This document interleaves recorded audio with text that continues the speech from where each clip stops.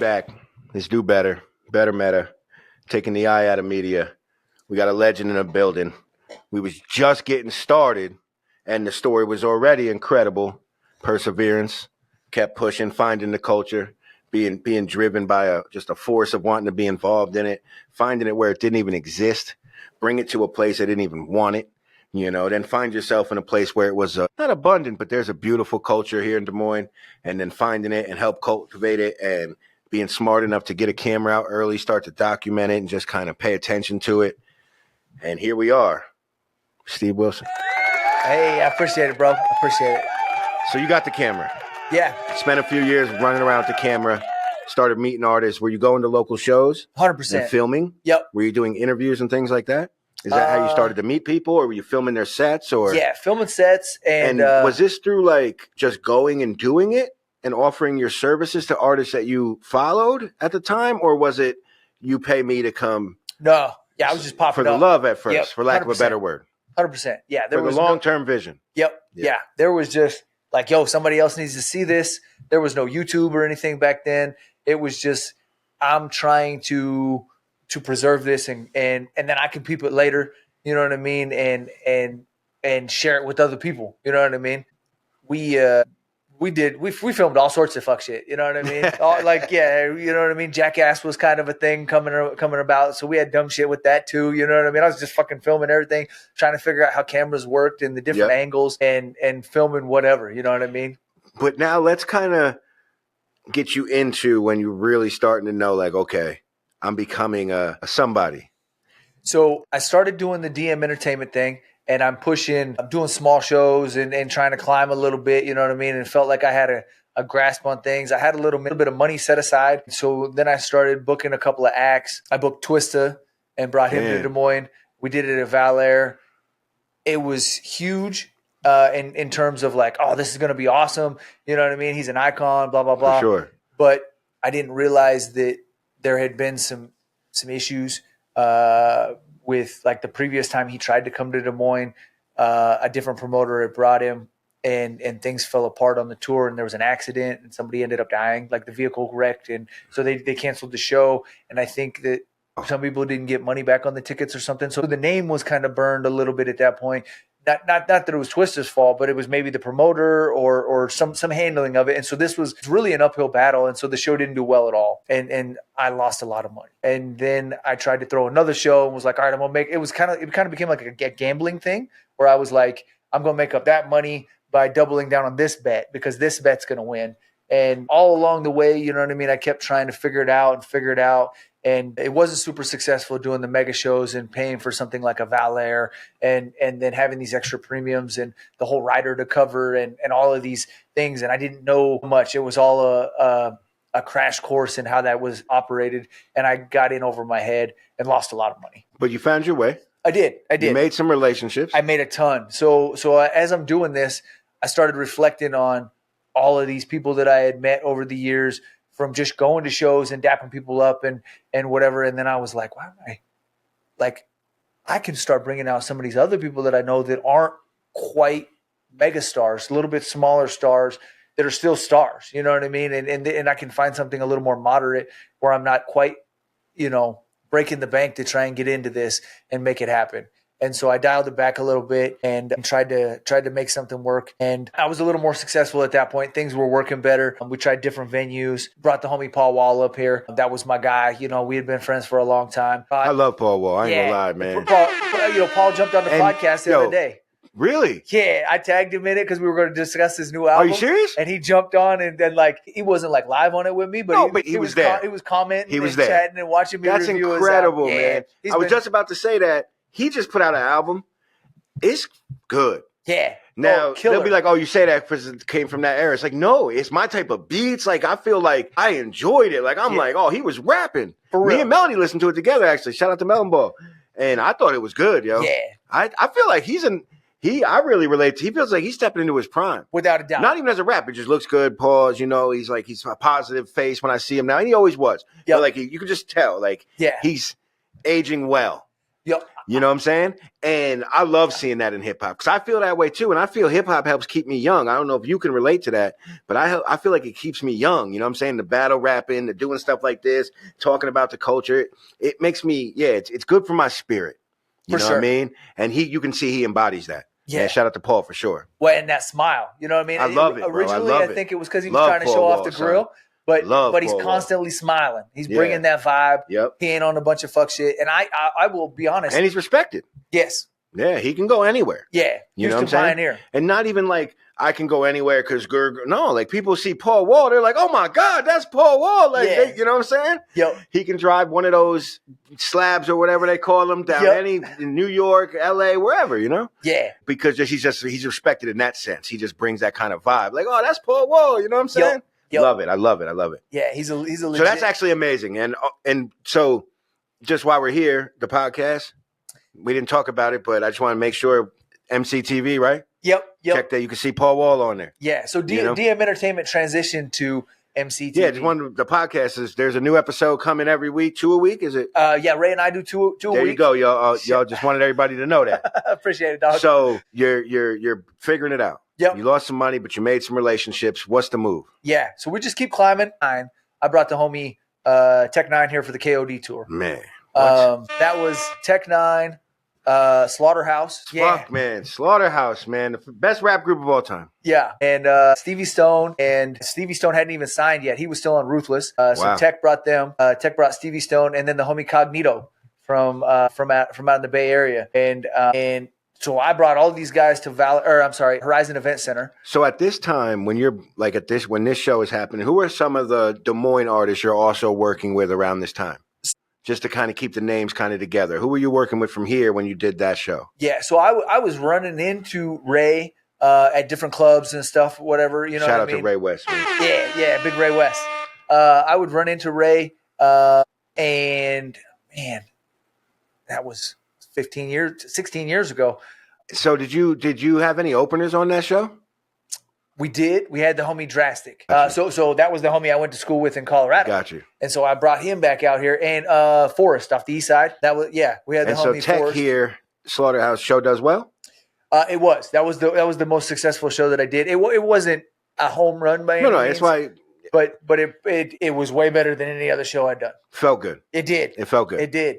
And I was on the Strange Music Street team. I was working for Tech and them back then. So the fact that I had already learned a little bit of promoting and I knew how to promote their music, and he had a growing fan base that was strong in the Midwest and in Des Moines, and he was up here twice a year. So those things all played a part in making the show successful. Travis O'Gwen from Strange Music and I had met up at Rock the Bells in Denver when I did the interview with Tech and them.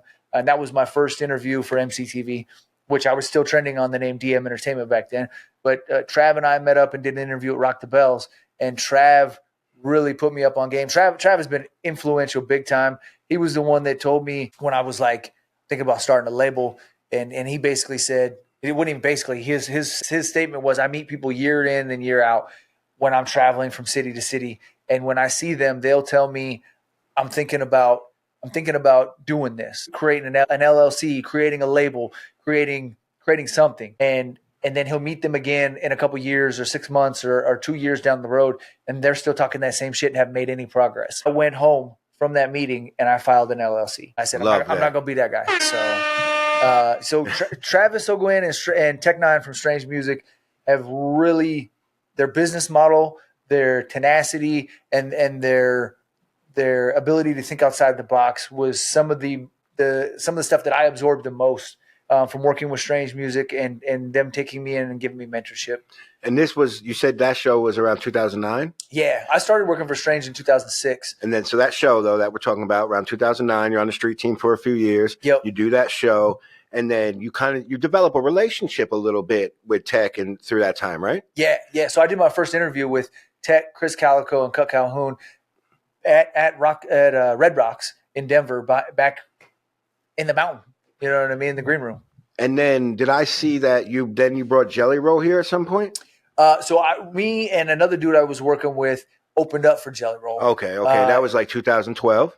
Yeah, something like that. 2011, 2012. We rocked Crazy Cafe with him. So that was back when Crazy Cafe was jumping off. Shout out Des Moines. Yep, I remember Crazy Cafe too. Yep. Yep, that was Archangel Entertainment. Yeah, a dude named Jesse. Yep. And so we opened up for Jelly Roll, and actually Jelly offered me a spot to go on tour with him. Really? And I turned it down. Wow. Because I couldn't part ways. I couldn't leave my 9 to 5. And we were talking 3 to 6 months. He wanted me to be the video guy and go on tour with him. He DM'd me directly and was like, whatever, do. I got a tour slot. You want to come on tour with me and handle the video stuff? And I had to turn it down. But I ended up working with him on a couple other projects down the road. Okay. So that's what so you're going into the 2010s, throughout the 2010s. Do you continue to put shows on, or do you just start to film them? So the filming took more priority. Were you traveling? I was. I would go and I would go to I started doing a lot of stuff in Kansas City. I started doing a lot of shows I would go to Minneapolis for Soundset. I would go to Omaha a lot and work with Jimmy Hooligan and Big Mister out there and cover the stuff that they were doing. And so I was hitting up everywhere in the Midwest that I could get in on something. And then every single thing in Des Moines, 8035, 515 Alive. I was shooting pictures. I was filming. I was doing whatever, small music videos, and still just trying to do anything I could to be involved with hip hop. Rapping itself didn't really take as much priority at this point. That all got put on the backside. And I was more focused on the camera side of it. So during this time, the 2000 getting us closer to where we are, did you start to develop some relationships with some Des Moines artists during that time? I did. As time went on, I was working with everybody in Des Moines that I could. You know what I mean? I should have prepped for this a little better, and I don't want to say names and then forget some people. But there's that. But listen, man, somebody like you, story can't be told in one interview anyway. So we have you back, man, to tell this story is amazing. So just kind of just some things that stood out, some moments. So probably some some collaborations maybe, or different projects. Some music videos that stood out. Just get shine some of the light on some of the Des Moines artists you worked with. For sure. Me and the homie RJ had done quite a bit of stuff together. He was always trying to do the video thing, and he was a pioneer in the Des Moines music scene and whatnot. I did some stuff with Joey Ashby. Man, shout out to Joey, man. I got a song with Joey that I still think is amazing. Yeah. You know what I'm saying? I love Joey. Last time I saw him, it was a long hug, pause. Shout out to Joey, man. Legend. Yeah. Horizon was one of the dudes I worked with early on. I just did a cypher with him probably a year ago or something, man. Yeah. So those were some of the dudes that I worked with early on and really just kind of kept plugging, you know what I mean? So let's kind of talk about, you were working with Strange, you're traveling, you work, like you kind of threw out there, you worked with Jelly, you worked with E40. Yeah. You had mentioned that. Yep. Tech booked me on with E40. Me and the homie DJ Papa Cal. Shout out DJ Papa Cal out of Kansas City. That's my dog. Back when I was doing the Strange show in 2009, I met Cal. He was working at Lids in Jordan Creek Mall. And I went in there and was like, hey, can I put up these flyers? Whoop-de-whoop. And he was like, oh, yeah. And he plugged me in with the Popper and all these dudes in Kansas City because Cal grew up with Tech and them. And so Cal and I grew to be super good friends, and we would make runs down to Kansas City. I was down there and staying with the homie Don Bishop. Don Bishop was somebody out of Des Moines that lives in Kansas City who was super influential in my career in the beginning. And he would always open his door and let me crash at his house. We were drinking pretty heavy back then and partying and having a good time. But Bishop was huge, and we'd roll around his Kansas City in his caddy, and he was huge and influential. And so we were doing some shows at the Muse, and Bishop would put come up with here, or I would go. He'd be like, bro, there's a show in Kansas City. We go down and rock with Slim Thug and whoever in Kansas City. And so we were both bouncing back and forth, and really making it happen. And I even got into a battle at the record bar because that was the very first time I went down and stayed with Bishop in Kansas City. They were hosting a battle at the record bar in Kansas City at Mac Lethal, Seth's crew. Mac Lethal. Yeah, a handful of people were judging the battle, and I'd never been in a battle before, not an official one. You know what I mean? Like up on a stage. And I said, fuck it, I'm gonna do this. And I had this one bar that I thought was hard as fuck. and it was like, you against me, dog, you ain't got a chance. You couldn't beat me if I was the dick in your pants. And I thought it was like, I'm gonna kill him with this one. Yeah, he had the face too. What's up? And this dude got in my face and fucking was screaming at me. This dude, Dutch Newman, and shout out Dutch Newman, and threw me off my whole fucking note. And I was just like, oh, what the fuck do I do now? And so I had my one bar with my cool punchline, and then I fucking froze, and I kept going, but it was battle rap. I tell everybody who's willing to get up there, man, it's a lot of work. Yeah. There's no beat to save you. There's no written verse well, there is writtens now, but you still have to have it memorized and all, stuff like that. So and the you crowd can't punch in. That's what I'm saying. You can't punch in. You can't none of that stuff, so. Yeah. Yeah. No, battle rap is crazy. Battle rap is crazy for sure. For sure. So you're working with people, creating, you're doing all these things. So obviously 2020 was unique for everyone. Yeah. So to kind of keep the timeline going. So how did you kind of adjust during that time? Because you were doing content early, so you had content, for lack of a better word. So what did you kind of do during when the pandemic hit? How did you keep your hip hop kind of love and going? So I was sharing a studio with the homie RJ, and we were working together at that point in time, and we were able to just work out of the Barna factory. And so we would link up and we would do a bunch of stuff down there. So yeah, I actually looked at a spot there the other day. I'm thinking about moving there right now. Okay.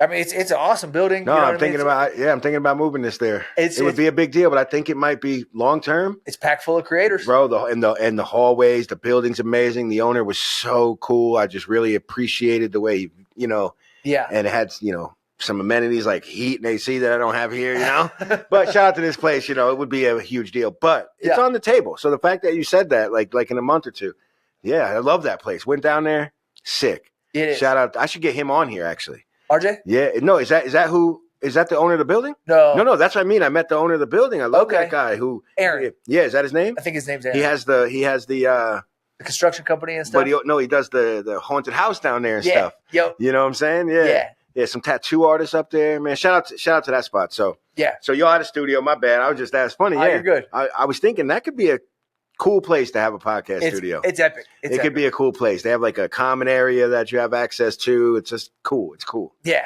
Anyway, but so you guys had a studio, so you kept creating. 100%. So at what point do you form the podcast in its current form? So my homie Nuisance, who lives in Long Beach, shout out Nuisance One. He lives out in Long Beach. We grew up together in Wyoming. We were doing the graffiti shit together and stuff. Word. He lives out there now, works for James Cameron. He's one of the editors for Avatar. Really? I got both movie posters in there right now. Yeah, the homie's one of the animators for Avatar. That's insane. Yeah. What the fuck, man? And so I would love to get him on.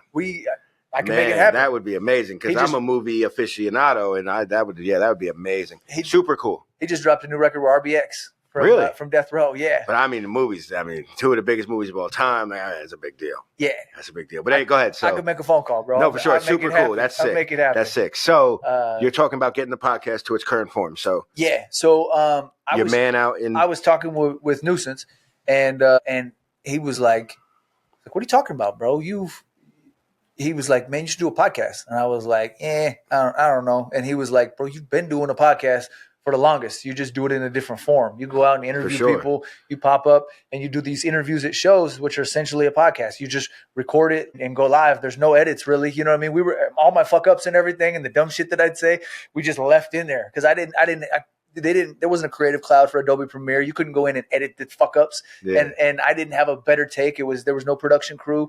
You can't control the environment at the shows, none of that. As I would throw more money into it and try and get better lighting and better gear, I'd bring somebody with me, and hopefully I did an interview with Yellow Wolf and somebody forgot to turn one of the mics on, so I only had his mic going the whole time, and it came out terrible. And this was when he was on Sons of Anarchy, and this was an epic interview. Yeah, bro. And my audio is just fucked, and it was terrible. Now, it was terrible. In hindsight, you got to go back and overdub that and kind of you got to add the audio in later, man. You got to still maybe do that. You know what I'm saying? I still got it, bro. Like you almost got to. Yeah, that's crazy. Yeah, legendary. Obviously, that's what we've been saying this whole time. Yep. So podcast. So which what you're saying makes sense because I don't have this if I try to chase people.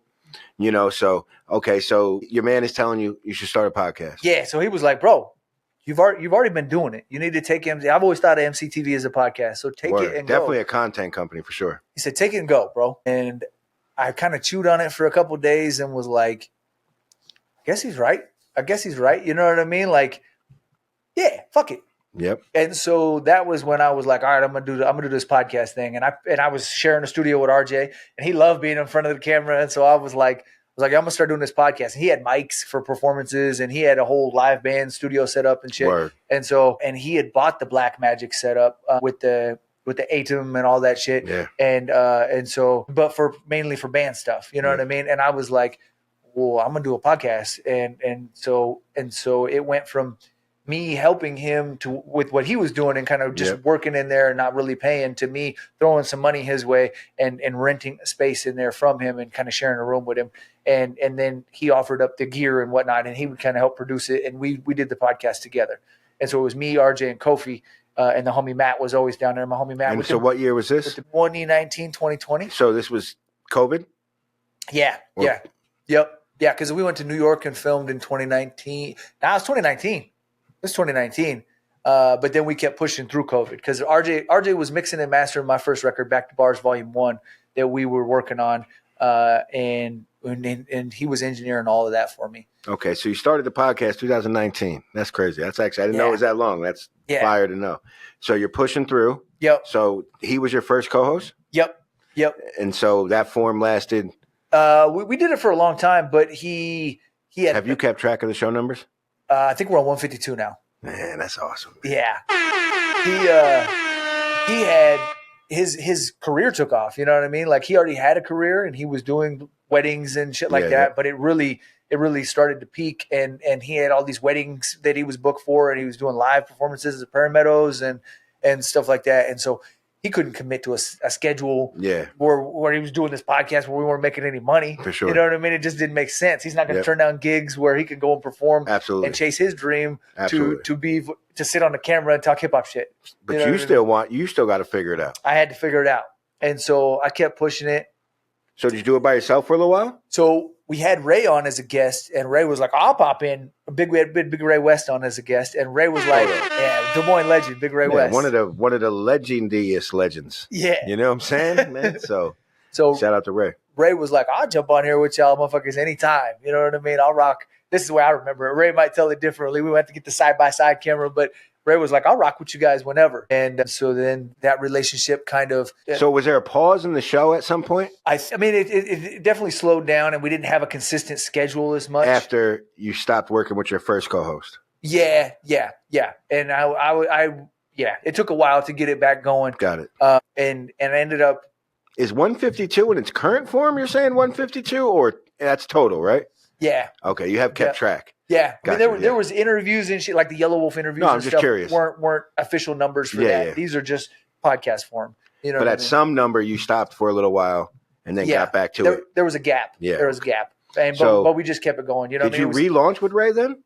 Basically, for lack of a better word. Kind of, yeah. Like once it became monthly, or once it became steady again, was that when Ray was involved? So I got So I had to figure out where I was going from there, and I wasn't actually record it. Yeah, to produce it, record it, edit it, all that stuff. Because at that point, I wasn't going live, and so I know I remember the transition. Yeah, so it influenced me when I left what I was doing with RJ. I found my brother found me a remote desk at Gravitate in East Village, and they had 1 gig internet where I could go live. And my brother was like, and I had I had a door code access so I could get in and out. And I could bring guests in because I wasn't comfortable just bringing random folks to my house to do interviews. Absolutely. And my family was sleeping. I got kids going to school in the morning. I agree. We couldn't be loud late at night. And so I had to find a solution that kind of covered all of that. And plus I had dial-up internet or whatever. I wouldn't dial up, but it was... I get what you're saying. It wasn't a gig. Yeah, it was CenturyLink shit. And so I couldn't upload it. It'd take forever. I'd have to sit there and fucking come back a week later and shit was still uploading. And so this I hate that. This offered a lot of solutions. And so I could go in there and they had rooms you could jump into and I could do an interview and I could edit it and I could upload the same night. And Adobe Creative Cloud was available. So I was renting the Creative Cloud and using that. And so that really opened up a lot more doors. And Ray and I went and filmed there for a year, maybe. And was it a year? 8 months, a year, something like that. And then as things grew from there, we narrowed down a schedule and it was more consistent. But then he took on a job where he was working mornings. We couldn't do this late night shit anymore. And so then we had to find another solution. So then we transitioned to the 4 o'clock hour when he would get home and after work, and before on my Tuesdays and Thursdays off, when he would get off work and before I would go into taekwondo, because I was doing taekwondo with the kids and shit. And I'm pretty committed. We're 8 years in, you know what I mean? 6 years in, whatever it was. And so I was trying to juggle all these events and make it work on my 2 days off a week, Tuesdays and Thursdays. And so, or late nights and then sleeping a little bit later in the morning, you know what I mean? To accommodate.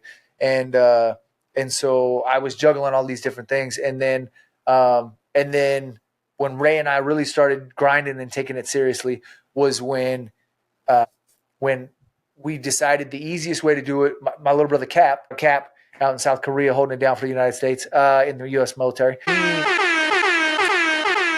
little brother's Thank you for your service, man. Yeah, my little brother has been. He'd be a great interview for you, bro. I would love it. Remotely too. We could do it remotely too. Yeah, he was the one that helped me. He's been by my side the whole time. He flew to New York with me. He went to Detroit with me when we filmed. He's the other half of MCTV. You know what I mean? He's just the one that has to run it remotely from South Korea. And so I always, I talk to him daily. We'll bounce ideas off of each other. I'm like, hey, I'm doing this. I'm thinking about getting a verse from this guy.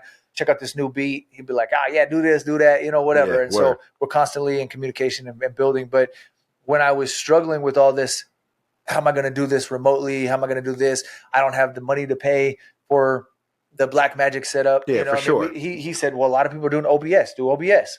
And so we got into the OBS software and then Elgato cameras and stuff like that to be able to go down that road. And then I ended up getting some mics and giving Ray a mic. And eventually we transitioned into this situation where we're at now, where Ray got Google Internet. He got super high speed upload internet because a lot of people don't realize your internet is a lot of times is measured in download speed, not upload speed. That's a fact. So when you go to do something, majority of this is going to be upload speed for a live over the air conversation. I'm uploading, they're uploading, and it gets weird and wonky and glitchy if you don't have fast upload speed. That's a fact. And so when you jump on speedtest.net and you look at things, you may go, oh fuck, I thought I had 1 gig internet or 500 meg internet, and then you find out you got two megs upload. You know what I mean? You got fast download, but you got 2 megs upload, and so that proves to be a problem. It does. It's a fact. Getting internet in this building was a big deal. Yeah.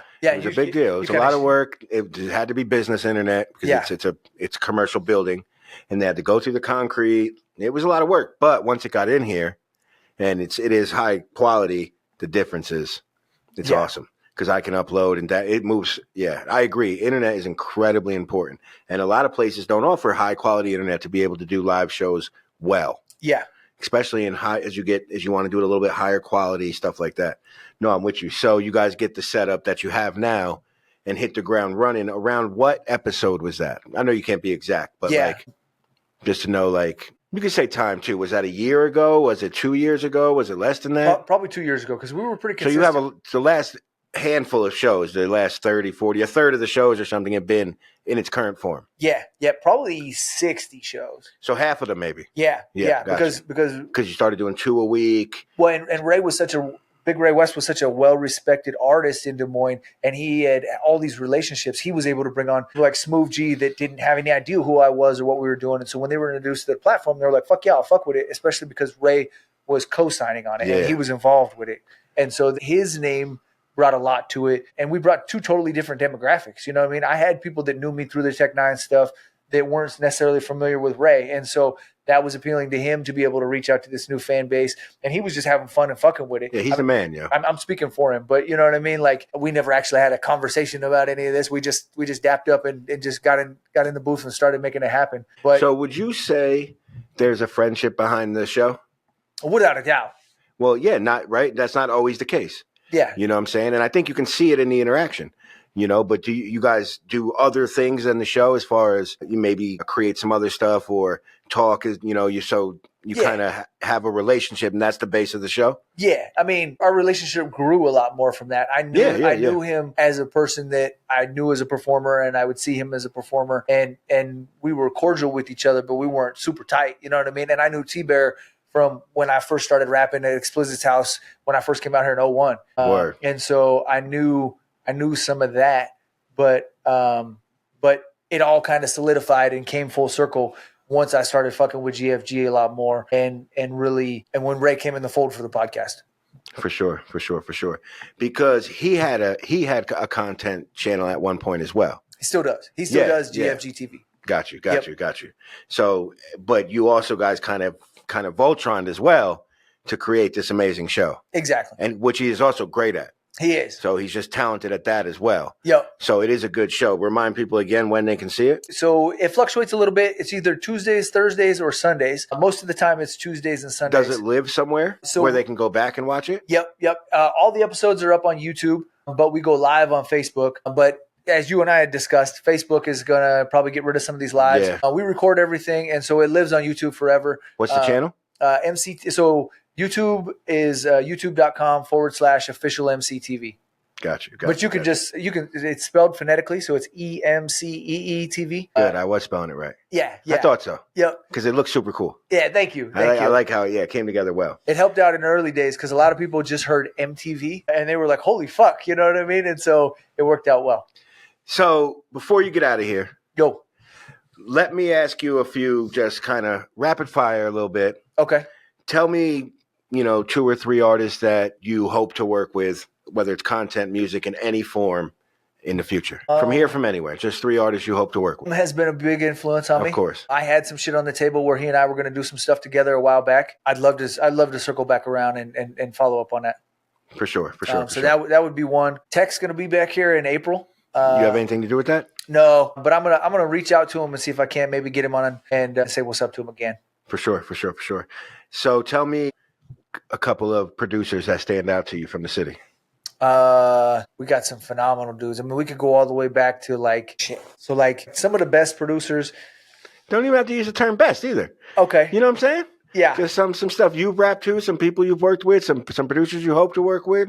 Okay, so DJ Q is not from the city anymore. He's down in Dallas, but he does a lot of the shit for GFG and Ray West and them, and he's a phenomenal producer. I would say, a lot of the stuff that Jeannie does is fire. I know that Flea the Genius does a little production. He's fire. Yeah, Flea's on another level. For sure. And those dudes all definitely deserve recognition. Yeah. Got you.